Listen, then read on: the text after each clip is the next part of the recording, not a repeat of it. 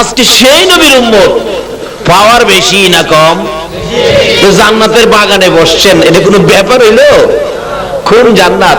জিবরাইল কয় প্রভু গো, জান্নাতটা দেখতে খুব ইচ্ছা হয়, দিবেন একটু সময়? আল্লাহকে কতক্ষণ? কয় একদিনের সময়। কয় দিলাম একদিন, যা সকাল থেকে সন্ধ্যা পর্যন্ত 600 নূরের পাখা চালাইয়া আপনাদের জান্নাতের একটা জানালা দেখে শেষ করতে পারে নাই।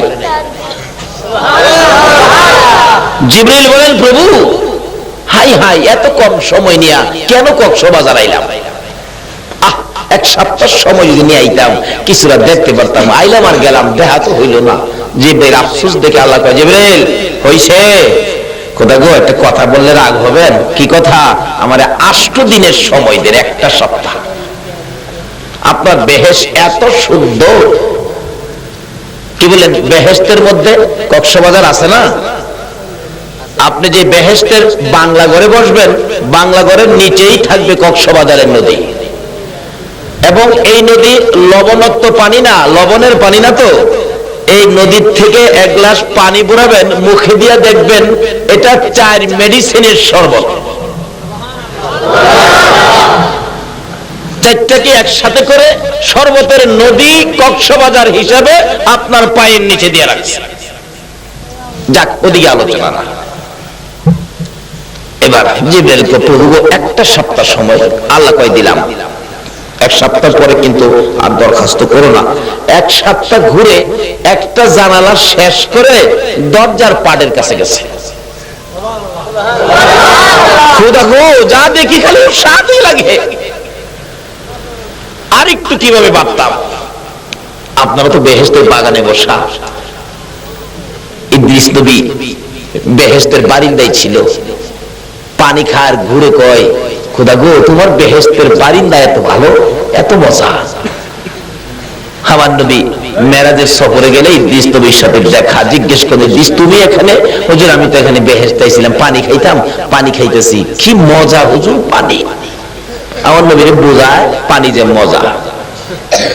নবী করে খালি পানি মজা, আরো তো মজার জিনিস আছে। তাহলে বোঝা গেল ইদ্রিস পানির খবরই জানে, এর বাইরের খবর? আমার নবী এর বাইরের খবরও কিভাবে জানে? নবীজি বেহেশতের খবর নবীর কাছে আছে না, কারণ এই নবী না হইলে তো বেহেশত হইতো না। সাহাবীরা বলেন, মাঝে মাঝে আমরা নবীর সাথে চলতে হাঁটতে ফিরতে থাকলে হঠাৎ দেখি মাঝে মাঝে নবীজি এভাবে হাতটা যেন কই বাড়ায়, আবার কি যেন খায়।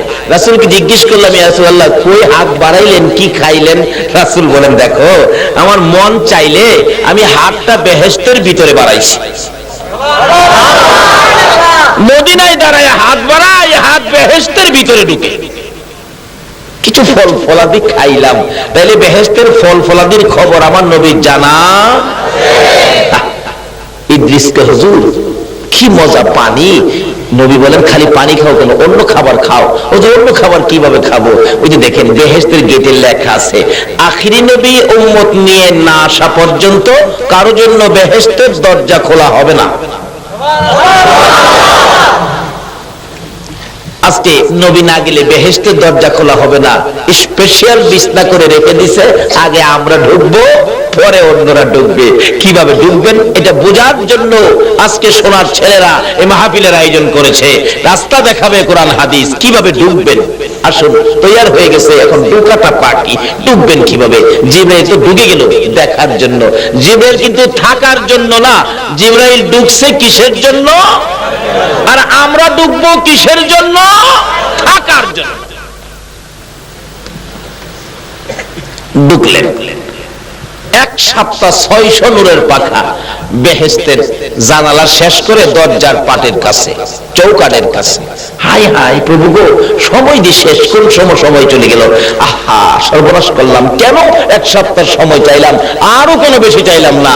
আল্লাহ কয়, জিবরাইল তুই না কইছিস আর সময় নিবে না। খোদা গো, করুজির আপনার কাছে কাকুতি মিনতি, আমার 2টা মাসের সময় দেন। 2টা মাস। আল্লাহ কয়, দিলাম।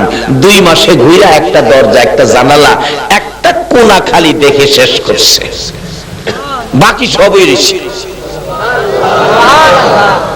তখন 3 বার করে সময় নিছে, আর কত নেব? বাইরে আসে আর ফিরা চাই। পারলাম না, আফসোস করতে করতে আসছে। জিগায়, খোদা গো, এই বেহেশত তুমি করে দিবা। আমি জিবরাইলের 600 নূরের পাখা দিয়া এত দ্রুত গতিতে ঘুরলাম, বেহেশতের একটা কোনাও দেখে শেষ করতে পারলাম না। তুমি এই বেহেশত কার দিবা? তারা কি বেহেশতের খোঁজ নিতে পারবে? সমস্ত বেহেশতের খোঁজ কিভাবে নিবে? তারা কি পাখা আছে? আমার আল্লাহ জিবরাইল, তারা পারবে। আমার আখিরি নবীর উম্মতেরা তোর পাখার চাইতে বেশি পাওয়ার থাকবে তাদের।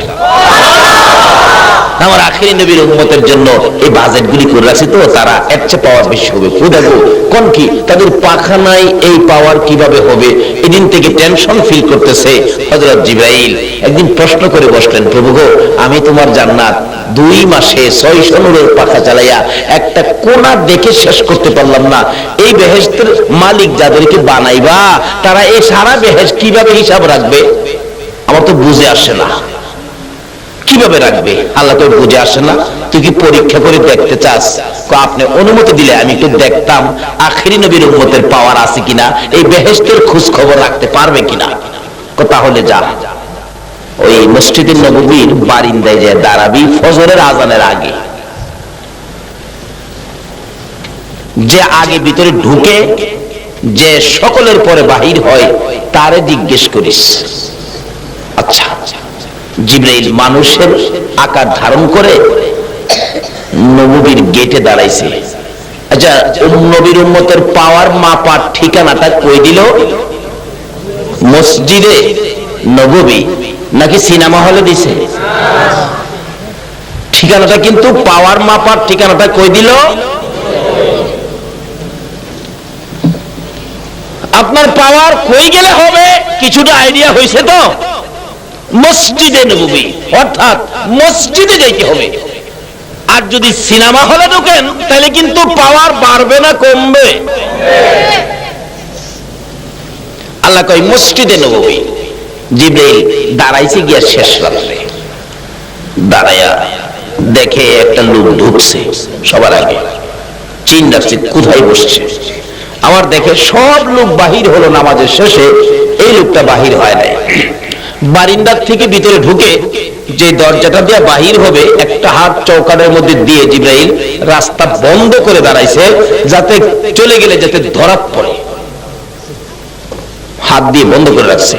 দেখে বাহির হয়ে আইতেছে সেই লোকটা যেটা আগে ঢুকছিল। জিজ্ঞেস করলেন, ভাই আপনার নাম? আমার নাম তো আবু বকর। নামটা জানি কি কইল? চিনছেন তো আবু বকর? আবু বকর সিদ্দিক রাদিয়াল্লাহু তাআলা।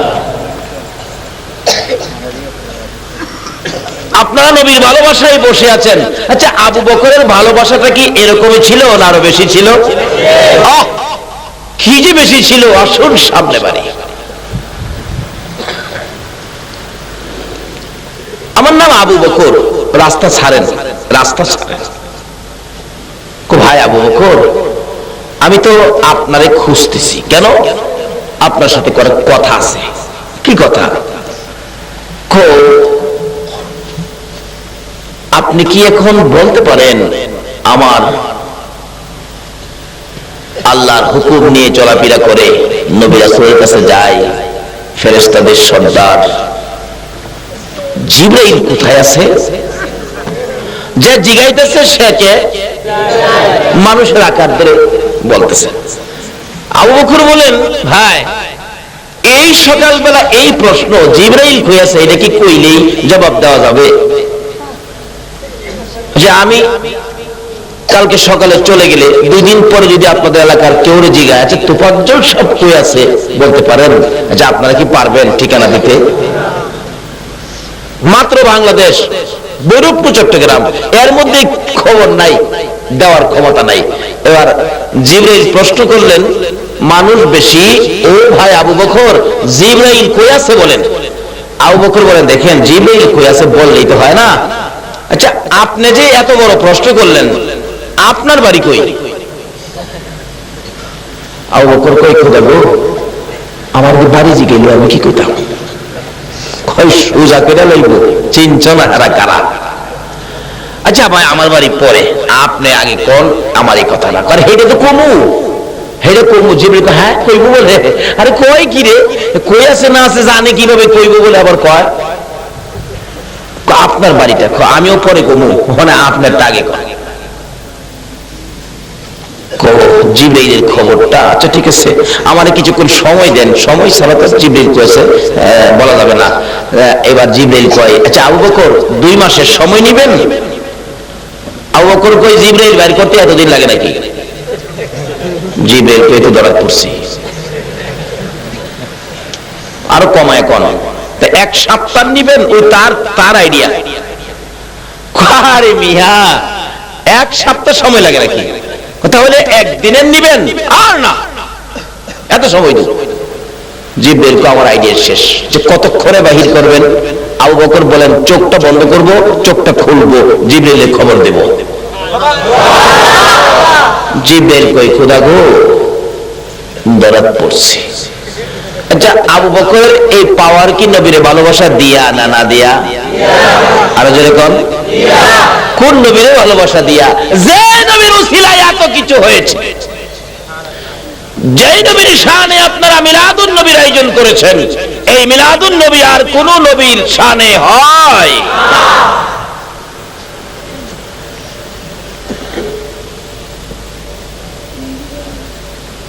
কত যে ভালোবাসতেন নবী। যেদিন মায়ের দেশ বাবার দেশ ছেড়ে মক্কাবাসীর যন্ত্রণায় মক্কা থেকে হিজরত করে মদিনা যাবে, যাওয়ার 6 মাস আগে বলেছিলেন ছোট্ট ছোট্ট সুরে, আবু বকর মনে হয় রে দেশে থাকতে পারবো না। নবী দিলে চোখের পানি ছেড়ে দিছে। আবু বকর মায়ের দেশে থাকা যাবে না রে, বাবার দেশে থাকা যাবে না। আমি কাউরে গালি দেই নাই, কারো মাথায় বাড়ি দেই নাই, কারো ক্ষতি করি নাই, তারপরেও আবু বকর দেয় না রে আমারে সুখে থাকতে। যে বিছানায় শুভ, বিছানার মধ্যে নিয়ে কাটা দেয়া রাখে, পচা সাপ দেয়া রাখে। নবীজি বললেন আবু বকর থাকা যাবে না, মদিনায় চলে যাব, হিজরত করব। আমার মন কয় হিজরতের সময় তুমি হবে আমার সঙ্গী। ওদিন থেকে আবু বকর 6টা মাস পার হয়ে গেল, একদিনও বিছানার মধ্যে পিঠ লাগায় না। কেন? নবীজি আয়েশা নি ডাক দেয় আবু বকর, আর নবী আয়েশা আমারে ডাকবে আর আমি ঘুমিয়ে থাকবো, এই বেয়াদবি রাসূলের সাথে করতে রাজি না। আর আমরা তো মুখে দা যাইয়ে তাই কয়ে ফেলাই।